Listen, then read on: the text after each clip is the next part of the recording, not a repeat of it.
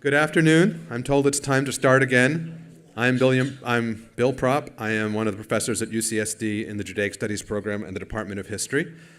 And it's my very great pleasure to introduce our first speaker of this session. He's Richard Friedman, currently at the University of Georgia, but formerly my colleague who hired me here, the former Katzen Professor of Jewish Civilization at the University of California, San Diego. So I'll just invite him up so I don't intrude into his time.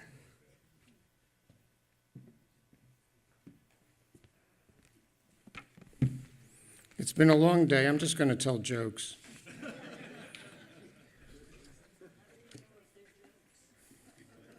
How do you know if they're jokes? Moses walks into a psychiatrist's office. He says, "Doc, last night I dreamed I was the Ohel Moed." He comes in the next day. He says, "Last night I dreamed I was the Mishkan." The doctor says, "Your problem is you're too tense."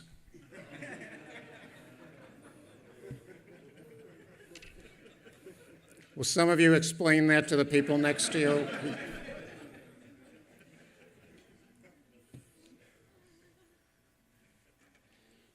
It's freezing in here, and I kept having to go in and out myself, and I want to apologize to several of you who know I walked in and out during your talks. You're my colleagues, and I'm embarrassed that I had to do that, and I feel like Moses, who Lahavdil, who had to go up and down Mount Sinai. It's, you all know the scene. God says, "Aleh," and Moses goes up, and what is the first thing God says to him? "Red," and he goes back down. I'm not, so I felt like that. But, people judge you by the company you keep. I mean to make the point that the written sources that gave us the story of the Exodus in the first place still provide us with our best evidence on this subject. I thought that I had moved on from source criticism to other things years ago, but like Michael Corleone in Godfather 3, every time I thought I was out, they pull me back in. Combining what serious source analysis gives us with what archaeology might be able to add is our best shot at getting at the Exodus. But we live in an age when there is so much new data available to us that hardly anyone can control it. There are few like my teacher, G.E. Wright, or his teacher, Albright, who can handle both those written sources and the archaeology. So the works in our field in this subject, with just a few exceptions, either just deal with one or the other, or else become an unsophisticated tohu vavohu of the two, as we have seen here. That is why our coming together in this meeting is so important. When some of our colleagues say that a detail in a text story of the Exodus reflects a concern of a later period, okay, let's grant that. When they say that a location in the story reflects a location of a later time, okay, let's grant that.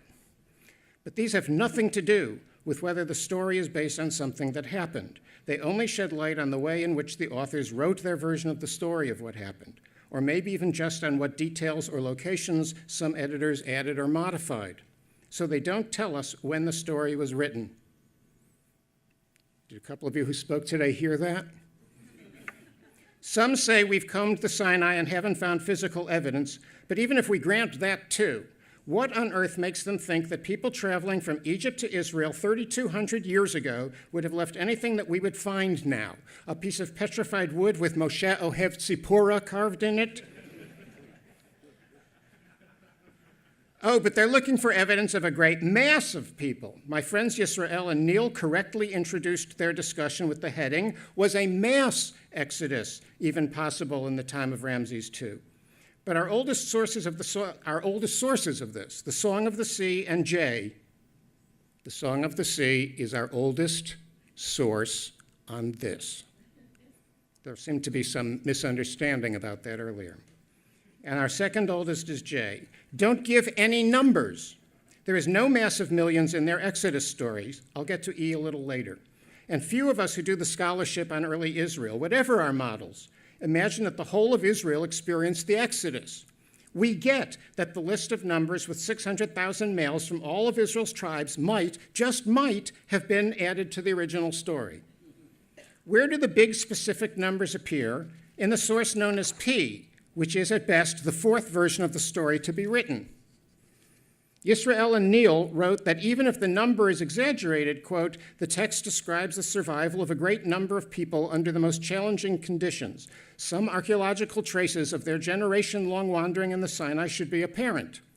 So if you grant their two assumptions, that it was a large mass of people and then it went on for an entire generation, say 40 years, I guess. I lost my place. Then, yeah, maybe they have a point. But there is absolutely zero basis for the first two assumptions. From our oldest texts, we have no idea how many people would have been involved, and we have no reason whatever to accept uncritically a claim that it went on for a whole generation. And I mean no disrespect to my archaeological colleagues when I express my skepticism about that last assumption as well. Just because they couldn't find evidence doesn't prove or disprove a darned thing about anything except maybe a mass exodus. And for heaven's sake, did we need archaeological work to confirm that an exodus of 2 million was problematic? It had already been calculated long ago that if they were marching, say, 8 across, then when the first ones got to Sinai, half of the people were still in Egypt. And I think it was Bishop Colenso who calculated around 150 years ago the amount of, let's say delicately, residue that many people would have deposited in the Sinai over a period of 40 years, and he concluded that the Sinai wilderness should be fertile. Did we really need archaeologists combing the Sinai and finding nothing to prove what we knew anyway? 90% of the argument is based on the fact that we haven't found anything. No artifacts in Egypt or the Sinai, few items of Egyptian material culture among the early Israelite sites. It's not the same as the question of the conquest, where the absence of destruction layers, where there certainly should be some, really indicates that there was no conquest. The absence of exodus and wilderness artifacts questions only whether there was a massive exodus. So some eventually take a more cautious position. Many say the exodus may have happened, but not in the time and manner in the text. Oh my God, thank heavens that we examined all those sites in Egypt and the Sinai so we could conclude that the sun was not actually blacked out for 3 days and the sticks didn't magically turn into snakes. We're living in a great age in which we have achieved archaeological confirmation of the obvious. And when Egyptologists or archaeologists attempt to work with the text and do a kind of source criticism, it gets worse. When our colleagues Redford or Finkelstein date the composition of the texts about the Exodus to the 7th or even 6th century BCE because they say some details or places in the story reflect that century, and when others date it even later, they have to feel compelled at least to try to explain how those places and details found their way into texts that show so many signs of having been composed during the time when both Israel and Judah existed as two countries side by side, which is between the 10th and 8th centuries.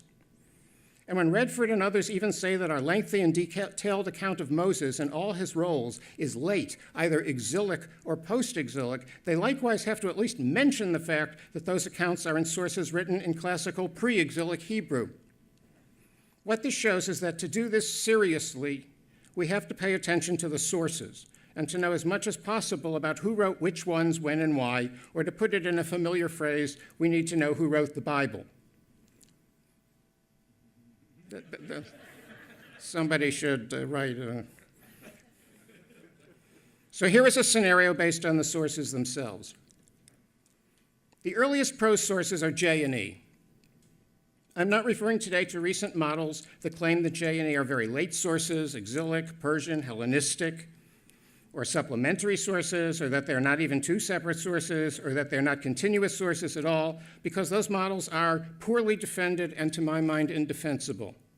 We've given them more than a fair hearing, which is what honest scholars do, and all that's come of it was a massive, often weak, and almost always non-responsive scholarship, and in some cases, childish behavior that has demeaned the field.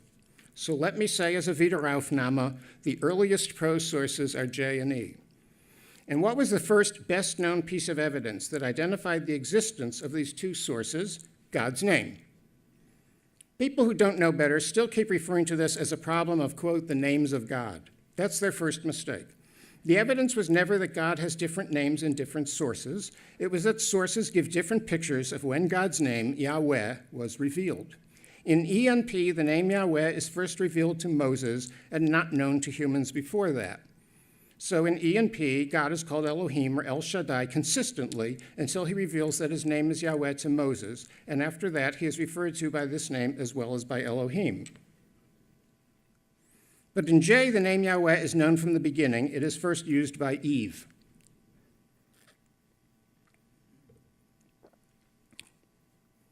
Moreover, the narrator in the J source never once refers to the deity as Elohim. People only thought that it was a matter of different names in different sources because the original work was done by Jean Astruc and Henning Witter, who worked only through Genesis, and people still usually work through Genesis first. It is only at the burning bush in Exodus 3 in E, and it is only in Egypt in Exodus 6 in P that we find out what the name thing had been about all along. It is about when God first reveals to Moses that his name is Yahweh, not Yahweh. Moses was not an Ashkenazi. But it has been 200 years since Astruc, and at least some of us have read the Bible as far as Exodus, so we should have it down now. A second mistake that people commonly make is that they imagine that we just circularly call any verse with the name Yahweh in it J, and any verse with El or Elohim in it E or P, and then we claim, look, it's consistent. But that is not how it works at all. The passages in which the words Yahweh, El, and Elohim occur have to come out consistent with all of the other evidence for identifying the passages as J or E or P. The unbroken continuity of narrative texts, the consistent use of other characteristics terms, at least 20 of them through 460 occurrences, the division of twice-told stories, doublets, with the terms Yahweh or Elohim appearing consistently in one or the other of the two stories, the links between the two stories in each account with the era and history that each reflects, the connection between the stories in each account with the connection between the respective sources with other parts of the Bible, for example, J with the court history, P with Ezekiel, and the multiple connections of the source J to the southern kingdom of Judah and the source E to the northern kingdom of Israel. No scholar is clever enough to make all of that work, not even me, no scholar is clever enough to make all of that work consistently and still have the name of God always in the right place. Just how carefully, consistently is this distinction in the revelation of the divine name developed? In 2,000 occurrences of El, Elohim, and Yahweh in the Masoretic text of the Torah, there are just 3 exceptions. There are differences in the Septuagint, which is no surprise, since translators can easily substitute Kurios or Theos for Yahweh or Elohim and vice versa. But in the Dead Sea texts from Qumran, which are Hebrew texts 1,000 years older than the Masoretic text, older than the Leningrad Codex, the picture is the same as the Masoretic text, especially consistent with regard to the name of God. Only 2 verses have Elohim at Qumran, where it is Yahweh in the Masoretic text. And as it happens, they are verses that do not contradict the hypothesis in any case. So the significance of this source distinction concerning the doctrine that God's name was not revealed until Moses remains unrefuted and underappreciated. It proved to be helpful as a first clue that led us on a trail of working out who wrote the Bible. If it had just done that and nothing more, it would have been an interesting observation in itself and as a matter of history of scholarship, dayenu. But the real point is to go further and ask, now what might be the reason for this? Why did 2 important writers of the Bible, the writers of E and P, develop the idea that Israel's God did not reveal his name to humans until the time of Moses and the Exodus? We attribute these sources, E and P, to Levite writers. Writers from 2 different Levite groups, possibly one Mushite and one Aaronid, but both Levite in any case. Few, if any, of us would attribute J to a Levite writer. The Levite priestly concerns of E and P are just not there. This fits with the possible scenario that a number of us, including me, are testing, that not all of the Israelites are part of the Egypt experience, only the Levites. This is consistent with the evidence of the Song of Deborah, which in San Diego, the land of David Noel Friedman, Zichrono Livracha, is not doubted to be one of the 2 oldest things in the Bible, though I learned otherwise today. In the 12th or 11th century BCE, this song lists the names of the tribes of Israel and does not include Levi. Why? Either 1, because the Levites were not there yet, they were in Egypt or on the road, or 2, they were not a tribe of Israel, they were a priestly group. One might respond that choice 2, that they were not a tribe but rather priests, is enough. That still doesn't connect them with Egypt or an Exodus. But there's also the fact that some of the Levites have Egyptian names, like Hophni, 2 men named Pinchas, and of course Moses. and their description of their priestly tabernacle contains parallels with the battle tent of Pharaoh Ramses II, as was shown in a dissertation that our former student Michael Homan wrote here at UCSD under both Professor Levy and Professor Propp.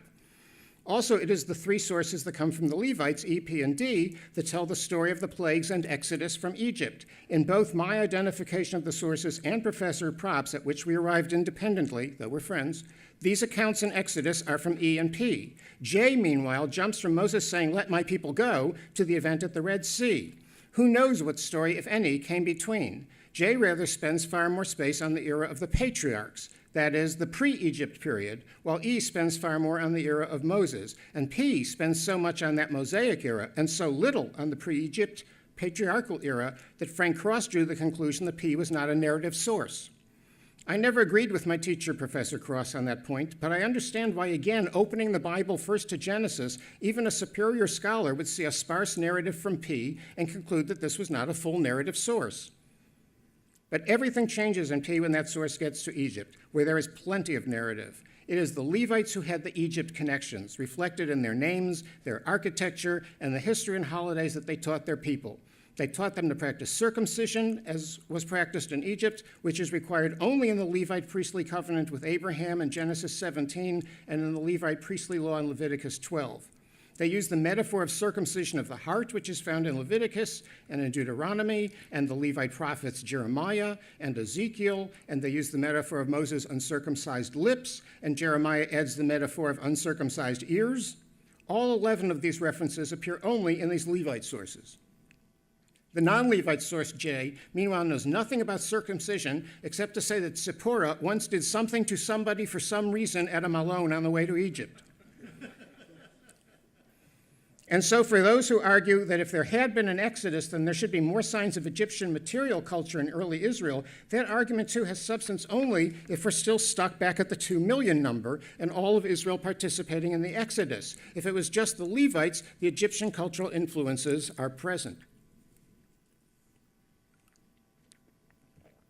And meanwhile, in the Song of the Sea, the other of the two oldest things in the Bible, no matter from what group it originated, the God who is associated with the group in Egypt in that song is named 9 times, and in all 9 the name is Yahweh. And note this, the Song of the Sea never speaks of the whole nation of Israel. The word Israel does not occur in it. The Am, whom Yahweh leads from the sea to his sacred abode, is not specified, and he does not lead them to the whole land. He plants them in his legacy's mountain, at his mikdash, where his throne's platform is, a phrase that occurs only in the Song of the Sea and in reference to the temple in Solomon's dedication speech. This makes sense if we're reading about Levites. It does not refer on the face of it to all of Israel. So Deborah, which is set in Israel, doesn't mention the Levites, and the Song of the Sea, which is set in Egypt, doesn't mention all of Israel. Likewise, when colleagues say that there couldn't have been an exodus and journey to the land during the time between Ramses II and Merneptah, because Egypt, by the way, that picture of Merneptah up there, I'm freezing, and I looked at him, and he looked the way I feel. I just got that off my chest.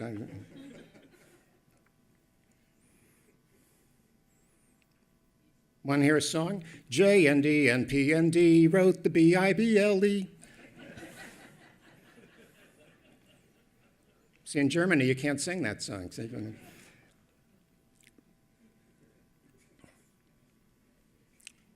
Tell Ralph Rentdorf I sang that song. Okay. For those who say that the journey couldn't take place because during that time between Ramses II and Merneptah, I'm sorry, I'll always interrupt with a joke. My career has been cursed that my digressions are better than my scholarship, so I just, because they had fortified control of the region that period, they're still thinking of all of Israel making the journey. Since Merneptah's stela has Israel in the land, the journey, these scholars conclude, had to have taken place before that. But if, as our earliest sources suggest, Israel is in the land while just the Levites were making the journey, that journey could have been at another time. So, on the evidence of the 2 oldest works of poetry and the 2 oldest works of prose in the Hebrew Bible, the suggested scenario that lies consistently behind all of these is the Levites were in Egypt. They left in the 13th or 12th century.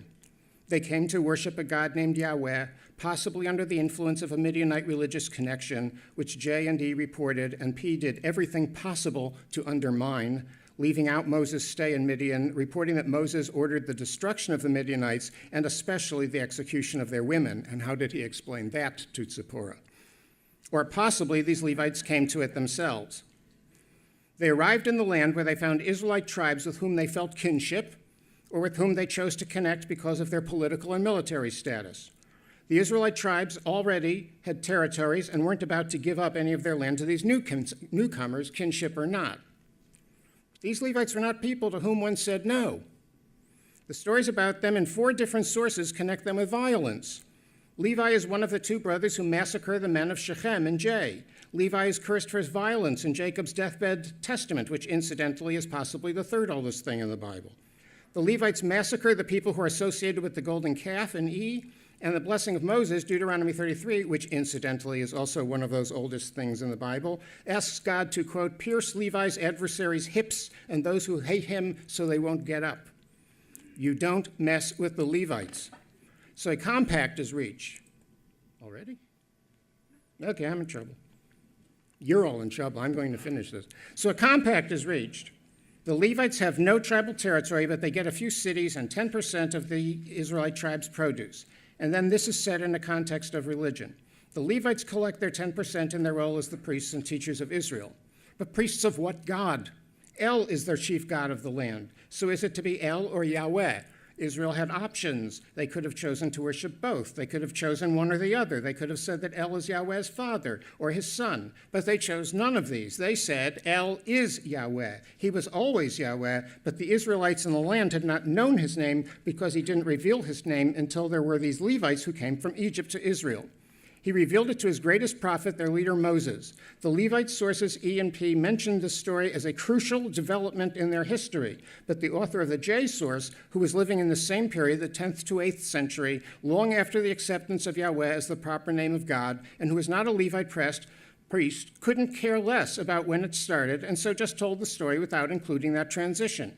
That, too, may be why the Song of Deborah includes the name of Yahweh and twice identifies him as God of Israel, even though the Song of Deborah does not mention the Levites. Either the Levites were still in Egypt, and our text of the song is an adaptation of a song that originally didn't name Yahweh, just as Jay telescoped the name back in prose accounts, or perhaps the Levites had arrived and had taken up their priestly rather than tribal military muster identity. Or perhaps it is precisely the Levites who are the singers of the song to Deborah. The prose narrator attributes it to Deborah and Barak themselves, but that has always been recognized to conflict with the fact that the song speaks to Deborah and Barak in 2nd person.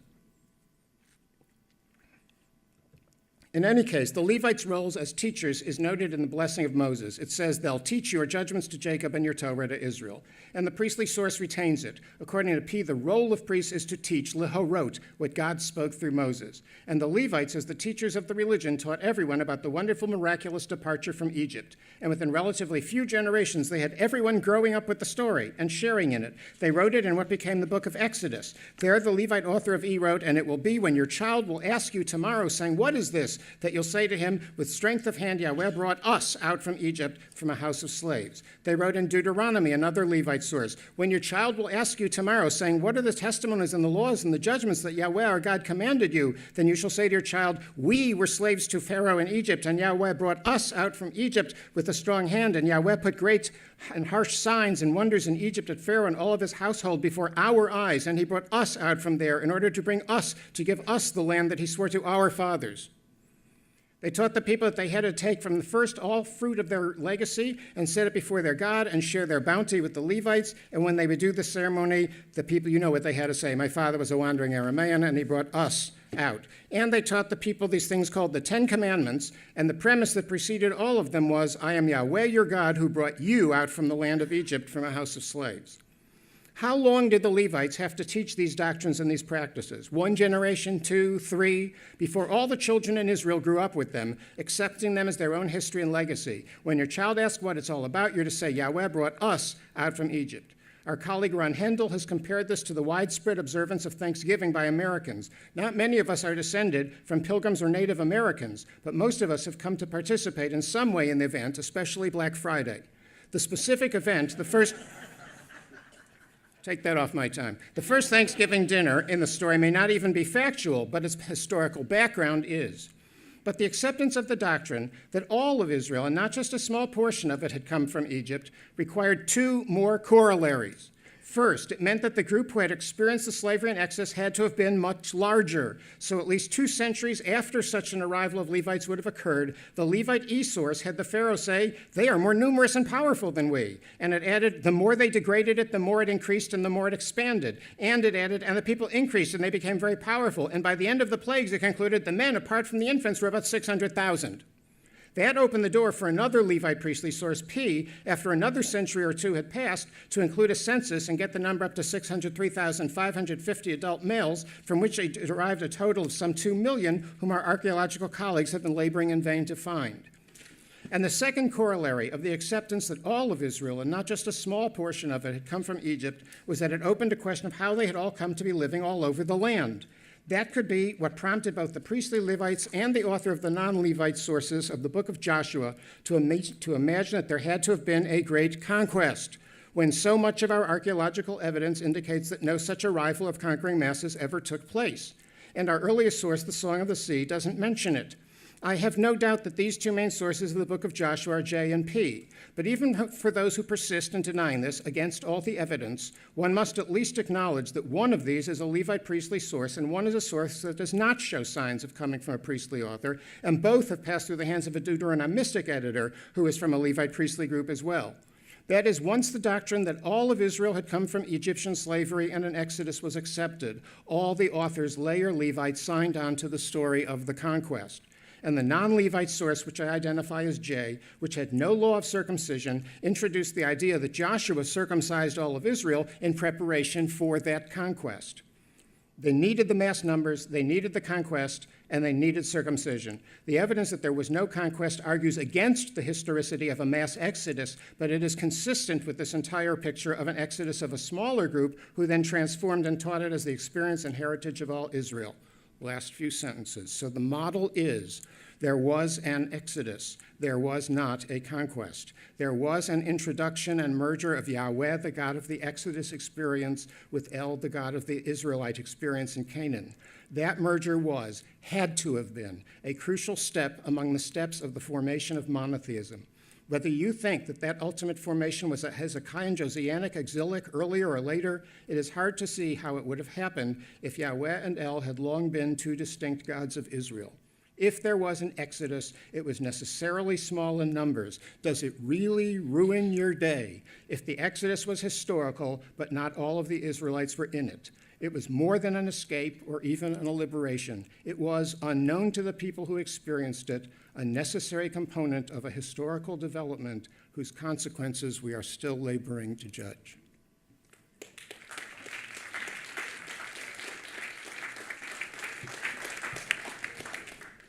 Oh boy. Well, I'm sure there are a few questions or responses, although we only have time for 1 or 2 at most. Anybody want to? Can I yes. pick who I want? Oh, can you pick who you want? Kidding, No, that's my job.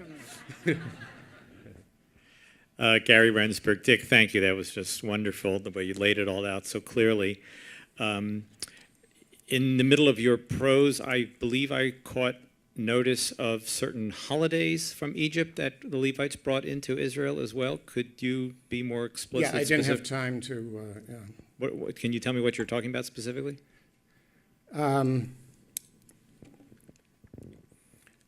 Well, Pesach, they would have naturally come from them. Now, I admit, I mean, J in its 10 Commandments has Pesach as well. But they also have holidays that may or may not reflect the Egyptian experience, like, you know, whether you think Sukkot or Shavuot are that, or we're already local in the land. I didn't want to make a big deal of the holiday thing. But Okay, I didn't think you were. I am ultimately deriving Pesach, of course. No, I'm looking for Egyptian holidays that we have some knowledge of. No, I did not mean that. Okay, thanks. One more question, please, Conrad. Thank you very much. I have one question, especially pertaining to our topic. If one follows the documentary hypothesis, there is the assumption that already in the oldest sources, like J and E, the Exodus story is but a second act in the foundational history of ancient Israel. The champions of the documentary hypothesis in 19th and early 20th century Germany, like Wellhausen and Gunkel, they actually claimed that there were sources behind the sources. So the author J did not write the work J, but J relied on earlier sources. What's your take on the prehistory of the sources? Is there a literary or just an oral prehistory to the sources? How would you answer that question, especially regarding the Exodus story? Look, I hate all discussions of oral literature, and I've never once given a lecture in 37 years where someone in a lay audience wouldn't ask about oral prehistory and assume that there was oral history and ask me about it. And I've learned that without a time machine, it's really hard to do oral history. Prehistory of sources. So on the one hand, did the author of J or the author of P make up the Exodus completely whole cloth? No, no way, impossible. Sometimes we can see their sources. I mean, I think both Cross and Halpern have shown that the source that J used, the author of J used to describe the event at the Red Sea in prose was the Song of the Sea, which was known to them either orally or on a piece of parchment that had already been around. And likewise, the story of Deborah in Judges 4, you can see that the historian's source is the Song of Deborah in Judges 5. So sometimes I think we can get at their sources because we've got them. Sometimes we have to assume it. When the author of E writes the story of Exodus, if this is a Levite priest, which I'm sure it is, this is a person who great-grandpa was there. When the author of P writes, though, it's different, because the author of P, I really know what his sources were, and it's the combined already J.E. source. I think that was shown by Mowinckel a long time ago. It's the most unfairly disregarded piece of Bible scholarship, I think, in the history of our field. Some people credit me with it and then attack me, but Mowinckel is my Hendel, you know. He's the one, Naaman to Hendel. That's become a theme this weekend. I'm sorry, Ron. It's just going to keep happening. So there I know of written sources behind the author, plus interests of stories that he just made up out of whole cloth. There's plenty of evidence that the author of J and of E made up stuff out of whole cloth, too. The author of E made up the golden calf, for heaven's sake. But the author of E did not make up that there were Israelite slaves in Egypt and that there was a man named, I don't know, Moses, who let them out. Thank you very much.